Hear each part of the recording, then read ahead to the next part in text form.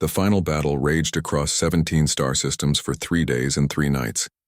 Ships from dozens of species fought together with a unity that the galaxy had never seen before. The Velthari, despite their ancient power and terrible weapons, found themselves fighting not just superior technology, but superior cooperation. Commander Heejin led the final assault fleet toward the Velthari home system. Her ship, the Soul Liberator, was surrounded by vessels from every council species. Etherian atmospheric ships flew alongside Luxite crystal vessels. Even the smallest species had sent their enhanced fleets to join the decisive battle. All ships, this is Commander An, she broadcast to the massive fleet. Long-range sensors confirm that Veltar Supreme's personal fleet is concentrated around their homeworld. This is where we end this war. The response came from dozens of different species, but the message was the same. They were ready. For 800 years, humanity had prepared for this moment, not just by building secret weapons or hidden fleets, but by creating something the galaxy had never possessed before: true unity among different species. Captain Donghyun Park, leading the strike force that would penetrate the Velthari home system's defenses, opened a private channel to his closest friend in the fleet, Commander Yuri Han of the Stealth Reconnaissance Squadron. Yuri, can you believe we are actually here? After all these centuries of preparation, we are about to end the greatest threat the galaxy has ever known. I can believe it, Yuri replied. But Donghyun, I think we need to remember what the last architect taught us. Victory through destruction is not victory at all. We need to find another way. Donghyun understood what his friend meant. Throughout the war, humanity had been trying to minimize casualties even among the Velthari. The goal was not to destroy the ancient empire, but to force them to change. As the combined fleet approached the Velthari homeworld, they could see the massive bioships that protected it.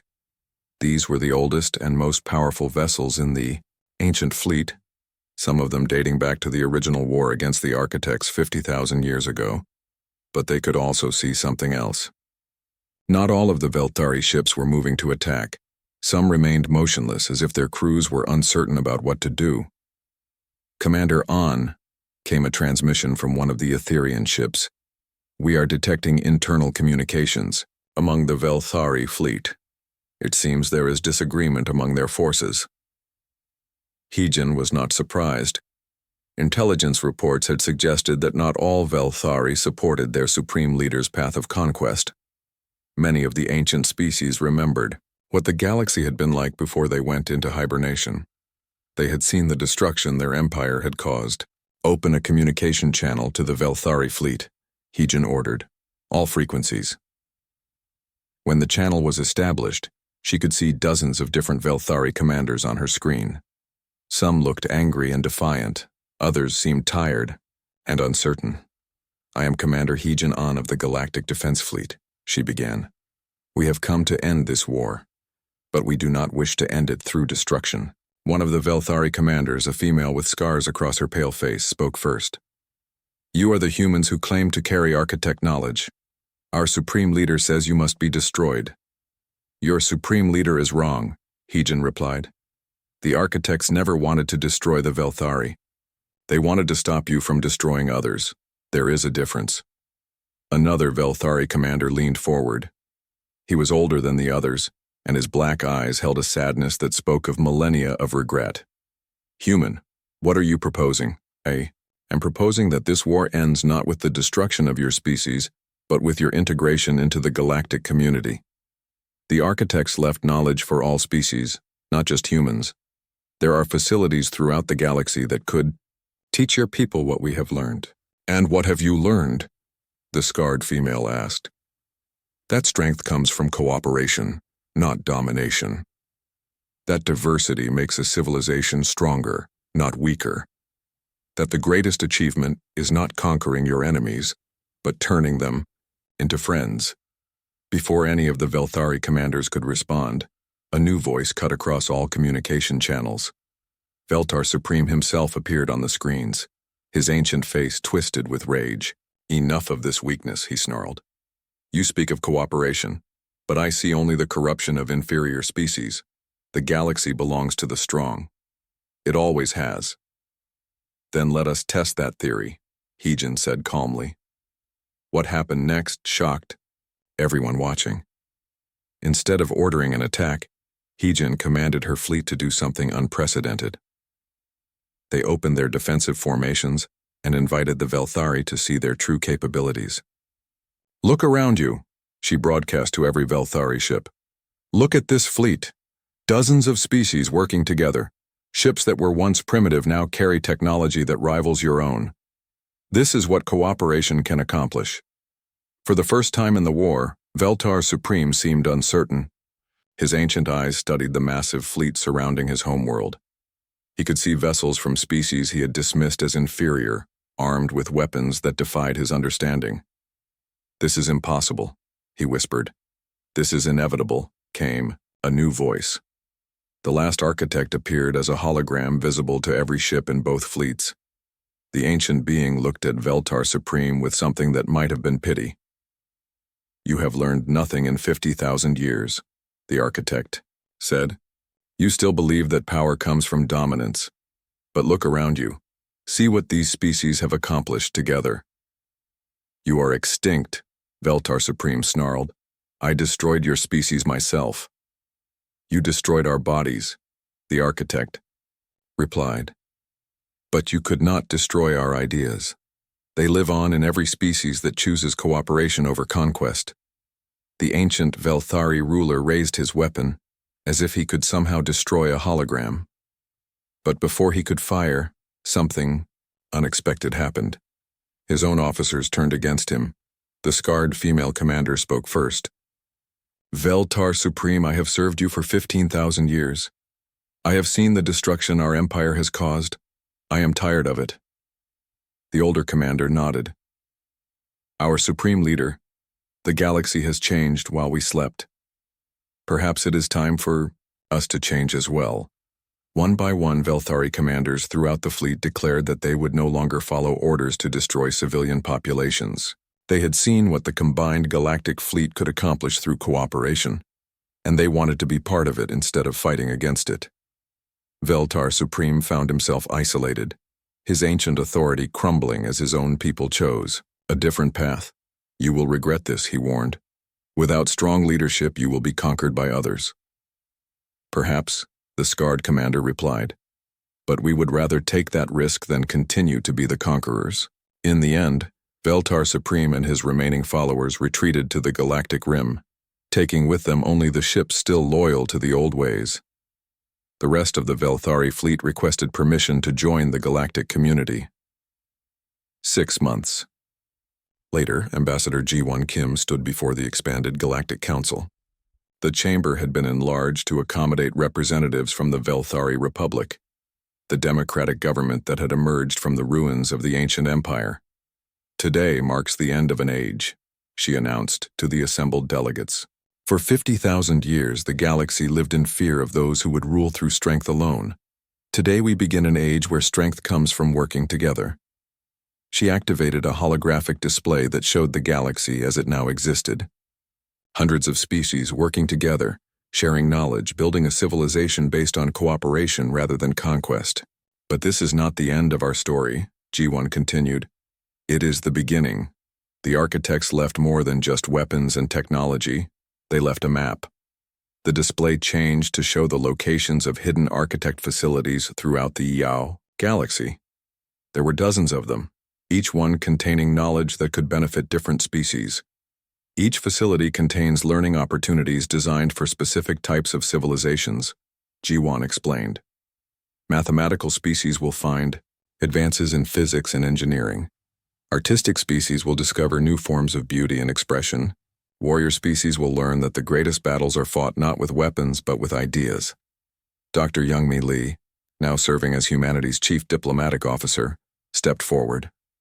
The architects designed these facilities to ensure that the galaxy would never again be vulnerable to conquest. But more than that, they designed them to help every species reach their full potential. As delegates throughout the chamber began to understand the implications, a sense of excitement filled the room.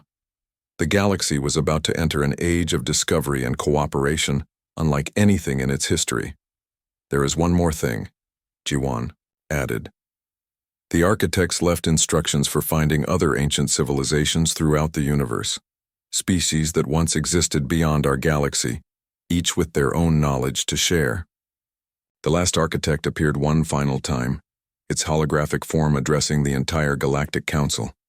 My people believe that the greatest gift one civilization could give to another was not technology or weapons, but wisdom. The wisdom to know that diversity is strength. The wisdom to understand that cooperation is more powerful than conquest. The Velthari response to humanity's revelation was swift and terrible. Veltar Supreme himself led a massive armada toward the galactic core. 10,000 bioships that had slept for 50 millennia now moved as one, intent on crushing this unexpected resistance before it could spread. Admiral Chanwu Lim stood on the bridge of the Busan Eternal, humanity's flagship. Around him, officers worked quietly at stations filled with technology that still seemed like magic, even to those who operated it daily. Through the massive viewport, he could see the human liberation fleet assembling for the first time in 8 centuries.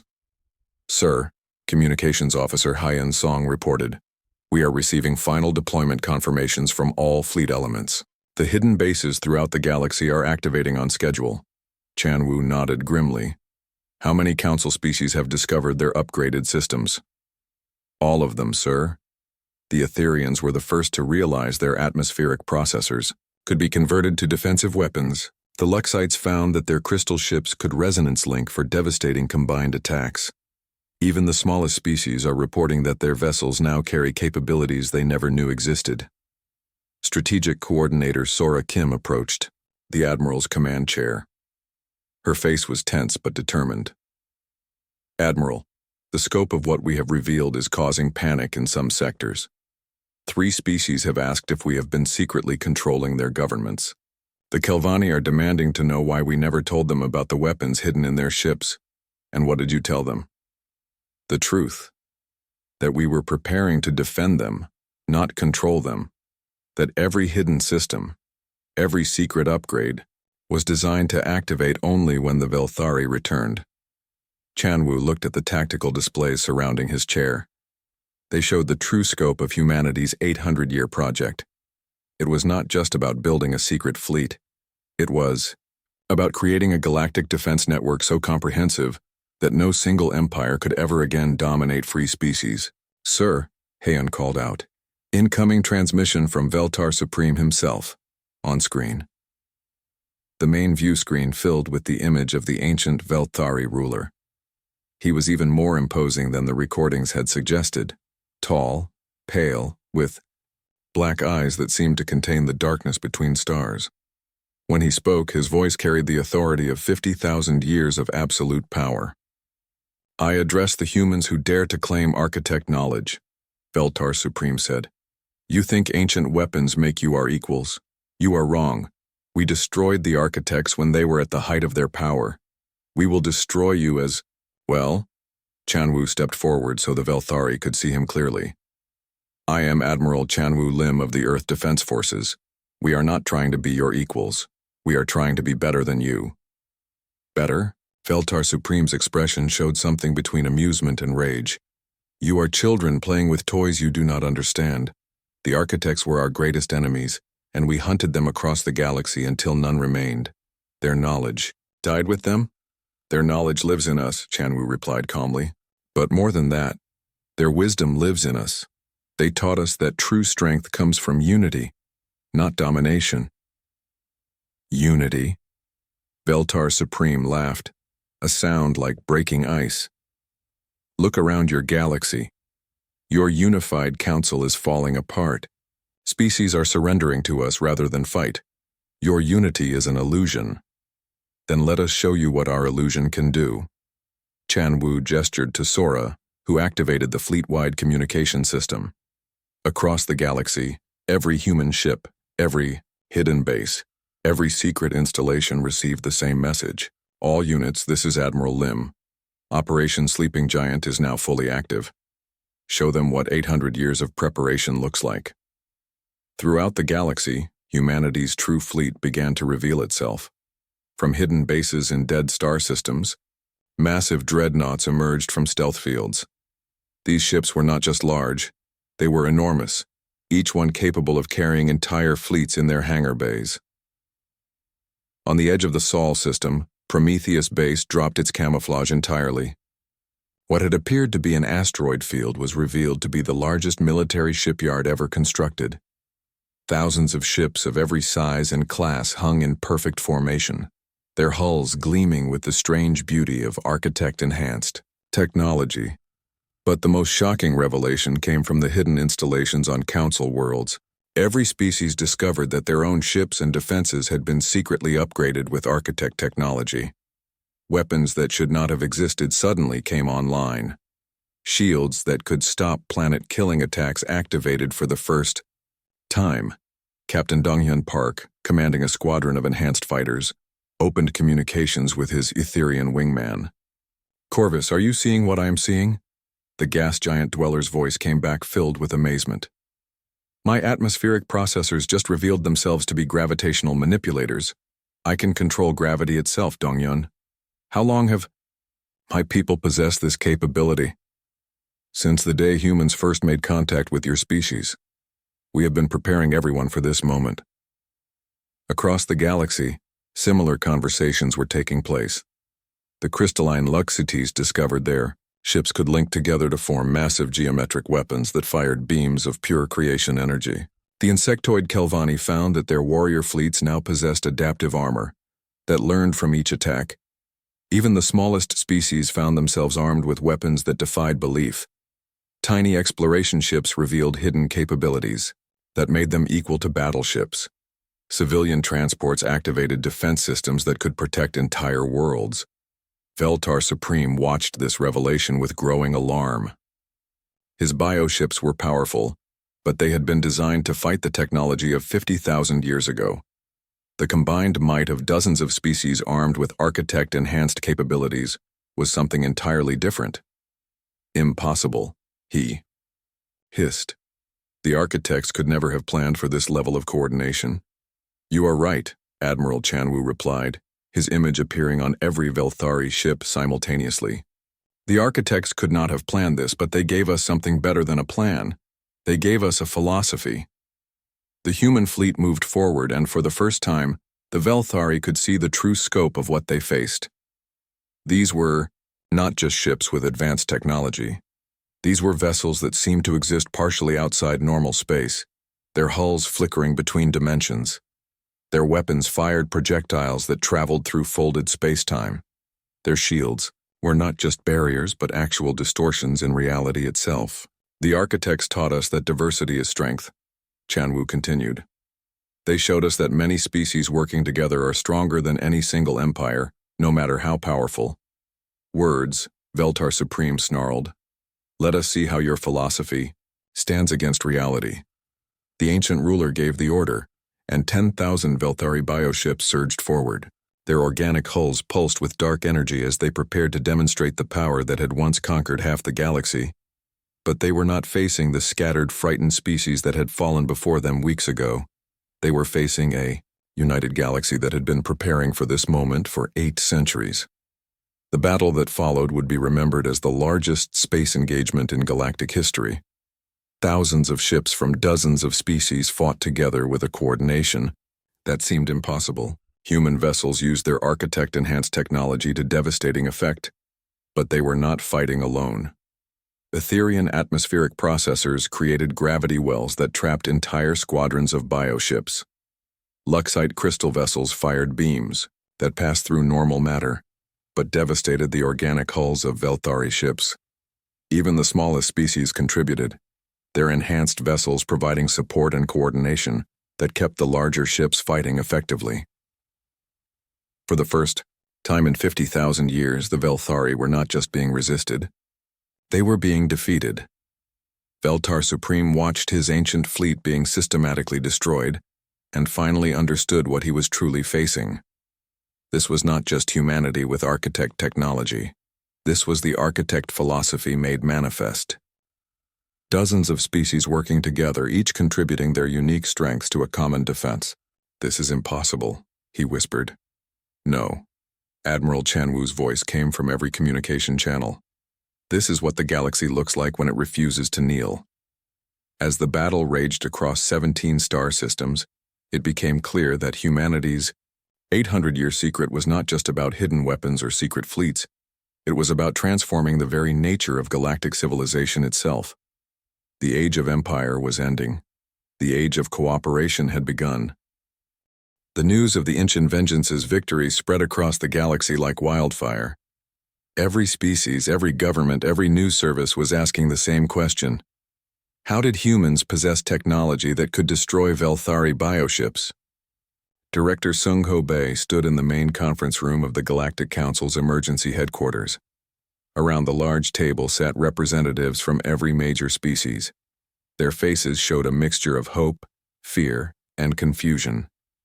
Director Bae, Speaker Thizon said, his insect-like features tense with worry. We need answers.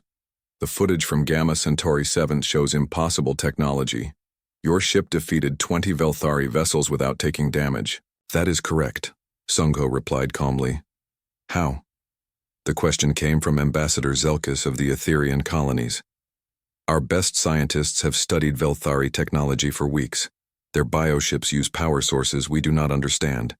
Their weapons ignore our shields. How can humans who joined the Council only 200 years ago possess superior technology? Sung-Ho looked around the table. These beings deserved the truth. They had fought bravely against an impossible enemy. They had lost billions of their people. It was time to tell them what humanity had really been doing for the past 8 centuries. The answer requires a history lesson, Sung-Ho said. Not the history you know, but the real history of human space exploration. He activated a holographic display that showed the galaxy as it appeared 800 years ago. This is when humans first developed faster-than-light travel, but we did not immediately contact other species. Instead, we explored. We went to the edges of known space and beyond. The display changed to show the route of an ancient human expedition. 800 years ago, Captain Gina Kwan led an exploration mission beyond the galactic rim. They were looking for new worlds to colonize. Instead, they found something that changed everything. The hologram showed a massive space station floating in the void between galaxies. It was clearly ancient, its design unlike anything any council species had ever seen. What is that? Asked the crystalline delegate from the Luxite worlds. The last surviving architect facility. Inside, Captain Kwan's team found more than just advanced technology. They found a preserved consciousness. The last survivor of the species that ruled the galaxy before the Velthari. The room fell silent. Everyone knew the stories about the architects. They were legends, myths from the early days of galactic civilization. No one believed they had actually existed. You are saying the architects were real? Speaker Thizon asked. Not only real, but willing to share their knowledge with humanity. But first we had to prove we were worthy of it. The holographic display changed again. This time it showed Earth as it was 800 years ago, a single world with a small population, just beginning to reach for the stars. The architect consciousness, which called itself the last architect, presented humanity with a series of tests. We had to prove that we could advance technologically without destroying ourselves. We had to show that we could cooperate with other species rather than conquer them. Most importantly, we had to demonstrate that we could keep a secret. Secret? Ambassador Zelkis leaned forward. What kind of secret? The secret that the Velthari would return. Another shocked silence filled the room. Sung-Ho continued. The last architect had survived the destruction of its species. It knew the Velthari had not truly been defeated 50,000 years ago. They had simply gone into hibernation, waiting for the galaxy to forget them. The architect knew they would return when they felt the galaxy was weak enough to reconquer. The display showed human ships exploring space, making contact with other species, joining the Galactic Council. But now the beings in the room understood it differently. Humanity had not been exploring randomly. They had been preparing. For 800 years, Sung-Ho continued, humanity has been preparing for this moment. We joined the Council not as conquerors, but as protectors. We have been building a defense network that covers the entire galaxy. Impossible, growled Ambassador Korax of the Kelvani. We would have detected such construction. Would you? Sungho smiled. The architects were masters of hiding in plain sight. Every human colony, every mining operation, every trade station has been built with dual purposes. What you see as ordinary facilities are actually components of the largest defensive network ever constructed. He activated new displays showing council worlds that everyone recognized. But now the images revealed hidden installations, mining colonies that were actually weapon platforms, trade stations that contained massive shield generators, even civilian ships that carried disguised military equipment. You have been surrounding us with weapons for 800 years? The Luxite delegate's voice chimed with alarm. We have been surrounding you with protection, Sungho corrected. Every installation, every hidden facility, every secret weapon was built to defend Council species, not threaten them. Ambassador Gina Kwan, now ancient but still sharp, entered the room. She had been the original explorer who found the architect facility. Her presence added weight to Sungho's words. Director Bay is telling the truth, she said as she took a seat. I was there when we first made contact with the last architect. It showed us visions of what the galaxy was like under Velthari rule.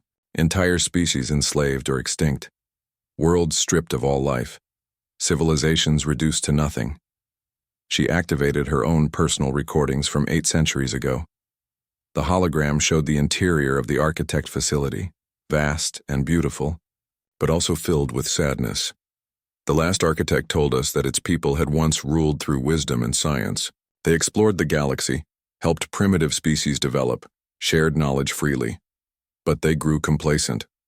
When the Velthari rose from their small empire in the Outer Rim, the architects tried to negotiate. They believed in peace. The recording showed images of the war between architects and Velthari. It was beautiful and terrible, fought with weapons that could reshape reality itself. The Velthari did not want to rule alongside the architects. They wanted to rule over everyone. The war lasted for 1,000 years. In the end, the architects realized they could not win through force alone, so they did something else. What? Speaker Thizon asked. They hid their knowledge. They scattered it across the galaxy in secret facilities, each one waiting for a species worthy of inheriting it. Then they triggered a weapon that forced the Velthari into hibernation. The room was completely silent now. Every being present was trying to understand the implications. The architects sacrificed themselves to save the galaxy, Gina continued. But they knew the Velthari would eventually wake up. So they left behind instructions for whoever found their facilities. They left behind teachers who could prepare the galaxy for the Velthari's return. And humans were the ones who found them, Sungho added. But we were not the only ones intended to inherit architect knowledge. There are facilities waiting for other species throughout the galaxy. The architects believed that diversity was strength. They wanted multiple species to gain their knowledge, so that the galaxy could never again be conquered by a single empire. Chief researcher Min-jae Ko, who had spent his life studying architect technology, entered the room carrying a small device. This might help explain what we are really dealing with. He placed the device on the table and activated it. Suddenly, the room filled with the presence of something ancient and wise. The last architect appeared as a shimmering hologram, its features both alien and beautiful. Greetings, beings of the Galactic Council, the architect said. I am the last remnant of my people. For 50,000 years I have waited for this moment. The delegates around the table stared in amazement. They were looking at a being from the galaxy's earliest history, older than their oldest civilizations. Why did you choose humanity? Speaker Thizon asked. We did not choose humanity alone, the architect replied. We chose any species that could pass our tests. Humanity was simply the first to find us and prove themselves worthy. But there are other facilities waiting for other species. In time, all council members will inherit aspects of our knowledge. What kind of knowledge? Ambassador Zelkis asked. The knowledge needed to defend yourselves against those who would dominate you. Weapons, yes, but also wisdom. The understanding, That true strength comes not from conquering others, but from lifting them up. The architect's image turned to look directly at Sung-ho. Show them what humanity has prepared. Sung-ho nodded and activated new displays. These showed the true scope of humanity's preparations, not just hidden weapons and secret ships, but an entire philosophy of galactic defense. Every council species has been secretly given defensive upgrades, he explained. Your shields are stronger than you know. Your ships carry weapons you have never activated. Your worlds are protected by systems you cannot see. Humanity has spent 8 centuries preparing not just our own defenses, but yours as well. Why? The question came from Ambassador Korax. Why protect species that barely acknowledged your existence? Sung-ho smiled. Because that is what the architects taught us. True strength is not the ability to destroy your enemies. True strength is the ability to protect your friends. As the implications of these revelations sank in, the delegates began to understand that everything had changed.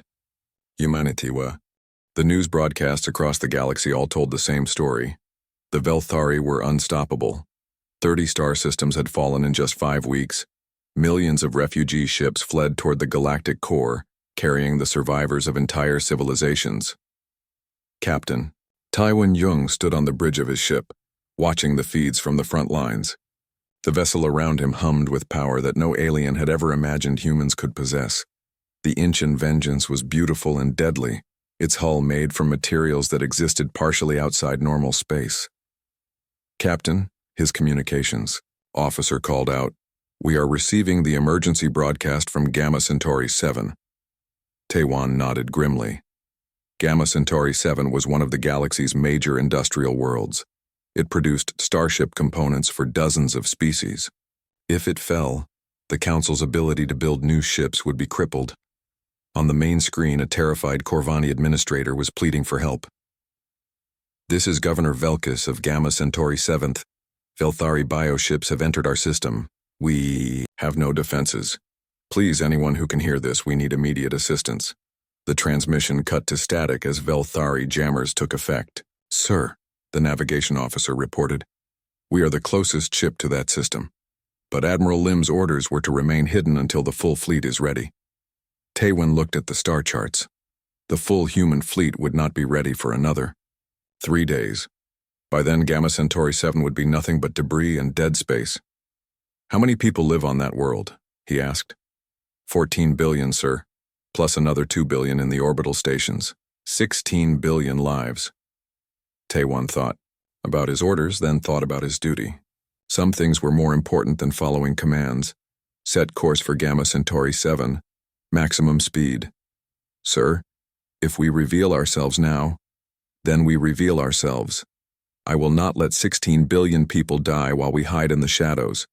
The Inchin Vengeance jumped to hyperspace, its advanced engines covering the distance in minutes instead of hours. As they dropped back into normal space at the edge of the Gamma Centauri system, Taiwan could see the Velthari fleet surrounding the industrial world. There were 20 bioships, each one the size of a small moon. Their organic hulls pulsed with veins of dark energy. Weapons that looked like giant thorns extended from their surfaces. They were preparing to sterilize another world. "Open all communication channels," Taiwan ordered. His communications officer looked confused. "Sir, all channels?" "Every frequency. I want everyone in the galaxy to hear this." The officer's hands moved over his controls. "Channels open, sir." Taiwan took a deep breath. What he was about to do would change everything. Humanity's secret would be revealed. There would be no going back. "This is Captain Taiwan Jung of the Earth vessel Inchin Vengeance to all Velthari, forces in the Gamma Centauri system. You have 30 seconds to withdraw from this system and release the civilian population." Across the galaxy, aliens monitoring the emergency frequencies stopped what they were doing. A human ship? Here? The humans had recalled all their vessels weeks ago. And what kind of human ship was powerful enough to challenge the Velthari? The response from the Velthari came quickly. A voice like grinding stone spoke across the communications channels. "Unknown vessel, you will surrender immediately or be destroyed. We are the Velthari. We do not negotiate with inferior species." Inferior? Tewin smiled grimly. We will see about that. The largest Velthari bioship began to turn toward the Inchon Vengeance. Its weapon ports opened like hungry mouths. Energy began to build in its organic cannons, enough power to vaporize a city. Sir, the weapons officer called out. They are preparing to fire. Let them. The Velthari ship fired. Beams of dark energy that could punch through any known shield struck the Inchon Vengeance directly. For a moment, space around the human ship blazed with destructive force. When the light faded, the Inchon Vengeance was still there. Not only undamaged, but completely unchanged. Its shields had not even flickered. Across the galaxy, every being watching the broadcast felt their blood run cold. The Velthari weapons that had destroyed 30 star systems had done nothing. Nothing at all. Impossible, the Velthari commander hissed across the communications channel. Your turn, Tewin said quietly. The Inchon Vengeance's main weapon powered up. It was unlike anything in the galactic databases. Energy that seemed to phase in and out of reality built up in the ship's forward cannon. The weapon did not just fire through space, it fired through the fabric of space itself. The beam struck the largest Velthari bioship. For a moment, nothing seemed to happen. Then the massive vessel began to come apart. Not exploding, not burning, but simply ceasing to exist. Piece by piece, it faded away like a bad dream. The other Velthari ships opened fire together. 20 massive bioships poured everything they had at the lone human vessel. Dark energy, bioplasma, weapons that twisted space itself. All of it struck the Inchon Vengeance at once, and all of it was useless. The human ship's defensive systems were beyond anything the galaxy had ever seen. Its shields existed in multiple dimensions. Its armor was made from matter that had been compressed beyond normal physics. Weapons that could destroy planets barely scratched its hull. Tewin watched the alien attacks with calm eyes. Return fire. All weapons. The Inchon Vengeance opened up with its full arsenal. Kinetic rounds that ignored inertia and struck their targets with the force of colliding moons. Energy beams that phased through space-time itself. Missiles that could track their targets across dimensions. One by one, the Velthari bioships died. These were vessels that had conquered civilizations, that had been nearly invincible for 50,000 years. Now they were being destroyed by a single ship from a species the galaxy considered primitive. The last Velthari ship tried to flee, but it was too late. The Inchon Vengeance's weapons reached across space and reduced it to atoms. In the sudden silence that followed, Captain Tewin opened communications to the industrial world below. This is Captain Young to Gamma Centauri 7. The Velthari threat to your system has been eliminated. You are safe. Governor Velkas's voice came back, filled with shock and disbelief. How is this possible? What kind of ship are you flying? Before Tewin could answer, another voice cut across all communication channels. It was ancient and filled with rage. This was not a ship commander, but something far more powerful. I am Veltar Supreme, ruler of the First Empire. What species dares to stand against us? I am human, Tewin replied simply. Impossible. Humans are a primitive species. You have no ships capable of such power. Then you have not been paying attention. There was a long pause. When Veltar Supreme spoke again, his voice was different. Quieter. More dangerous. Impossible. The architects are extinct. We made certain of it 50,000 years ago. Tewin felt a chill run down his spine. The Velthari knew about the architects. That meant they understood exactly what they were facing. The architects may be gone, Tewin said, but their knowledge lives on, and we have had 800 years to prepare for your return. 800 years? We found their ruins. We learned their secrets, and we have been waiting for you. The communication cut off abruptly.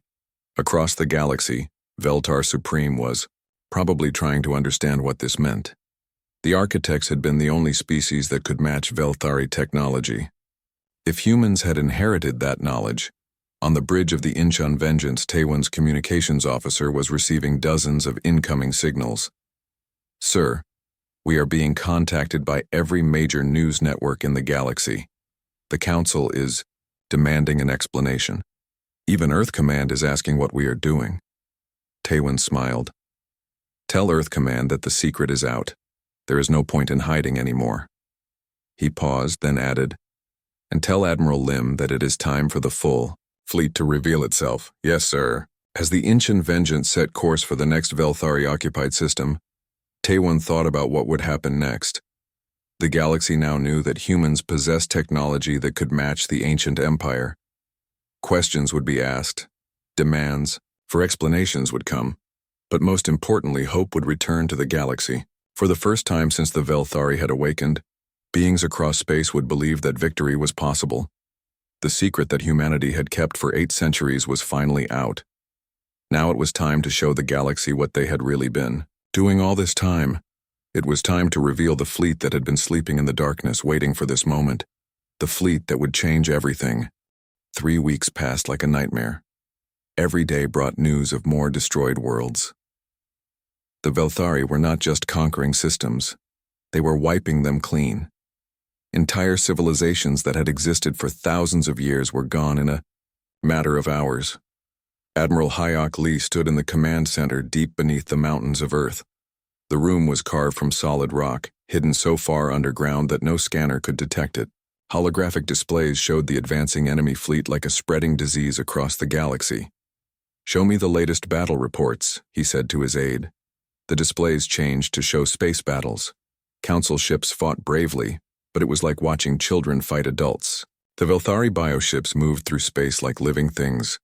When weapons hit them, they healed. When they were damaged, they adapted. After each battle, they became stronger. Dr. Suyeon Yu walked into the command center carrying a stack of old files. She was Earth's leading expert on ancient galactic history, and she looked tired. She had been working without sleep for days, trying to understand their enemy. "Admiral, I have the historical analysis you requested," she said, setting the files on his desk. "Tell me what we are really facing." Suyeon activated a holographic display that showed the galaxy as it was 50,000 years ago. The Velthari Empire controlled half of all inhabited systems. They ruled not through diplomacy or trade, but through absolute dominance. Any species that resisted was completely destroyed. What stopped them the first time? Nothing stopped them. They just left.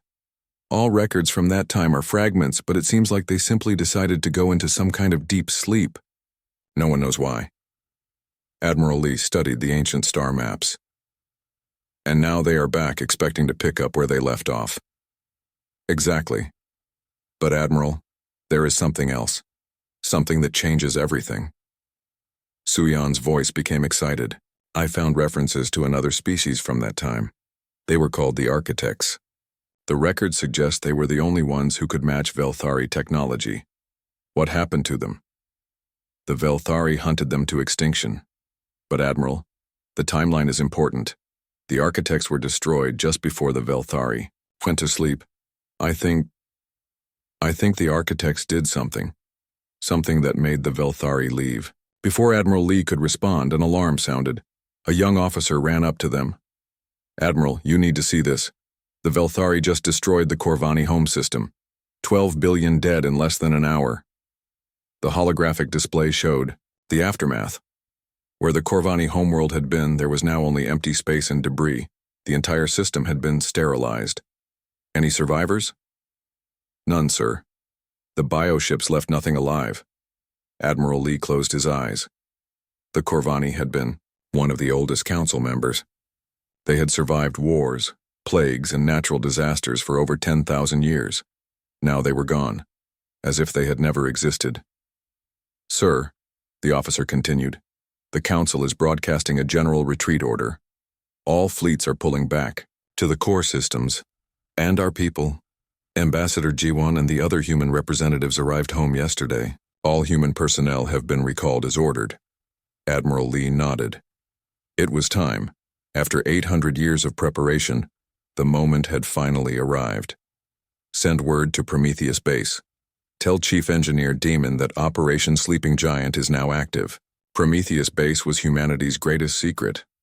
Built in the asteroid field beyond Pluto, it was completely hidden from any alien sensors. From the outside, it looked like just another piece of space rock. But inside, it was the largest military facility ever constructed by human hands. Chief Engineer Damon Wan walked through the massive hangar bays. Each one was the size of a city, and there were dozens of them. Everywhere he looked, shapes sat under adaptive camouflage fields. These fields bent light around the objects beneath them, making them nearly invisible even up close. But Damon knew what was hidden there. He had spent his entire career working on them. Ships that officially did not exist. Weapons that defied everything the galaxy thought it knew about human technology. The fleet that would change everything. "Begin activation sequence," he ordered. Throughout the base, thousands of technicians began their work. Power systems that had been dormant for decades came online. Engines that used principles unknown to galactic science began to warm up. Weapons that had been designed by minds far older than humanity were prepared for battle. The first ship to emerge from its camouflage field was beautiful and terrible. It was sleek and white, with curves that seemed to flow like water. But there was something alien about its design, as if it had been built using knowledge that humans should not possess. More ships appeared as their camouflage fields deactivated. Massive dreadnoughts that dwarfed anything in the Council fleets. Sleek cruisers that seemed to shimmer between dimensions. Fighter craft that moved like they were alive. "Sir," one of the technicians called out, "all primary systems are online. The fleet is ready." Damon smiled. 800 years of work had led to this moment. Humanity was about to reveal what they had really been doing while the galaxy thought they were just another primitive species, but the ships were only part of the secret. The real revelation was where the technology had come from. Back on Earth, Admiral Lee was meeting with the planet's highest leaders in the secure bunker. The President, the Secretary of Defense, and the heads of every major space command were present. But there was one more person in the room, someone who should not have been possible. The figure appeared as a shimmering hologram, but it was clearly not human. It was tall and thin, with features that seemed both ancient and wise. When it spoke, its voice carried the weight of eons. "Admiral Lee," the figure said, "it is time for the galaxy to learn the truth about the architects." "Are you certain this is the right moment?" the Admiral asked. "The Velthari have returned in force. The Council species cannot stand against them with conventional technology. If humanity does not act now, the galaxy will fall into a new dark age that could last forever." The figure was the last architect, the only survivor of a species that had been extinct for 50,000 years. 800 years ago, human explorers had found its preserved consciousness in the ruins of an ancient space station. Since then, it had been teaching humanity secrets that no other species possessed. "The knowledge we gave you was not meant to make humans rulers of the galaxy," the architect continued. "It was meant to prepare you to be its guardians. The Velthari represent everything we fought against. The belief that might makes right, that the strong should dominate the weak." Admiral Lee looked around the room at Earth's leaders. "The reveal will change everything. Once the galaxy knows what we can do, we can never go back to being seen as a minor species." "The galaxy needs to know," the President said. "If we can stop the Velthari, we have a duty to act." "Very well." Admiral Lee turned to his communications officer. "Send the activation codes to all hidden installations. Contact Admiral Chan Wu Lim aboard the Busan Eternal. Tell him it is time to reveal humanity's true strength." Across the solar system, hidden bases began to come alive. On Mars, weapons platforms emerged from beneath the surface. In the asteroid belt, massive shipyards revealed themselves. Even on Earth's moon, launch bays that had been disguised as mining operations opened to release squadrons of advanced fighters. But the biggest surprise was yet to come. In the outer system, something vast began to move. It had been hidden so well that even Earth's own governments had forgotten it was there. A ship so large it could carry entire fleets inside its hangar bays. The Velthari thought they were facing a galaxy of primitive species armed with inferior technology. They were about to discover that one species had been preparing for their return since the day they had first left. And that species had learned from the best teachers in galactic history, the architects themselves. As Admiral Lee watched the display showing humanity's hidden fleet powering up for the first time in centuries, he wondered if they would be enough. The Velthari were powerful, and they had the advantage of experience. But humanity had something the ancient empire did not expect. They had hope, and they had each other. "Signal the fleet," Admiral Lee ordered. "It is time to show the galaxy what humanity has really been doing for the past 800 years. The alarm bells rang through the massive space station like thunder. Red lights flashed in every corridor as thousands of beings from across the galaxy rushed to their posts. Harmony's Edge, the neutral meeting place of the Galactic Council, had never seen such panic in its 3,000 years of operation. Ji-won Kim sat quietly in the human section of the Great Assembly Hall. Her dark eyes watched as alien representatives shouted at each other in dozens of different languages. The translation devices could barely keep up with all the angry voices. Next to her, Captain Minho Park shifted nervously in his seat. His fingers drummed against the armrest of his chair. "This is bad," Minho whispered to Ji-won. "Really bad." Ji-won nodded but said nothing. She had seen the reports. She knew what was coming. The question was whether anyone else was ready for it. At the center of the hall, a massive holographic display showed star maps of the outer galaxy. Red markers indicated destroyed worlds. There were already 12 of them, and more appeared every hour. Each red dot meant billions of dead beings. Council Speaker Thyzon, a tall insect-like creature with 4 arms, tried to bring order to the chaos. His voice boomed through the speakers. "Please, honored representatives, we must work together. The threat is real. The Velthari Empire has returned." A collective gasp went through the hall. Even though everyone had heard the reports, hearing it said officially made it real.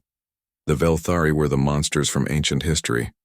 They were the empire that had ruled half the galaxy 50,000 years ago before mysteriously disappearing.